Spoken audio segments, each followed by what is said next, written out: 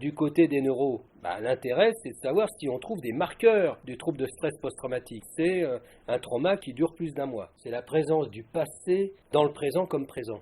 Il vous envahit tout. Et donc vous avez des images intrusives, des procédures d'évitement, etc., etc. Et l'intérêt, c'est que là, on va pouvoir travailler, vous allez le voir, sur des personnes qui ont développé et développent toujours un trouble de stress post-traumatique, et des personnes qui soit ne l'ont jamais développé, soit ne le développent plus.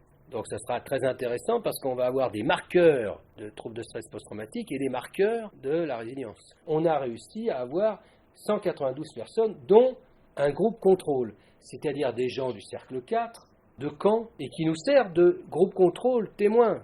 Mais si jamais vous n'avez pas de groupe contrôle, vous risquez de tirer des conclusions abusives. Sur les 120 qui sont venus, la très grande majorité a développé un trouble de stress post-traumatique, sauf que ça s'est arrêté à 2 mois, à 3 mois, à 6 mois. Et quand ils sont venus, ils ne l'avaient plus. Vous avez 2 jours avec une série de protocoles d'évaluation médicale, psychopatho et neuropsycho, et ensuite l'IRM.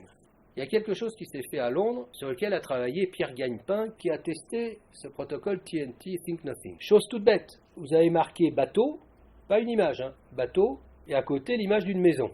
Quand vous voyez écrit bateau, vous pensez à maison. C'est comme finalement une image intrusive qui vous vient, mais là vous l'acceptez. Et puis, ensuite on vous met sous IRM. Et là on vous dit, quand c'est écrit bateau, en bleu, vous laissez venir l'image de la maison.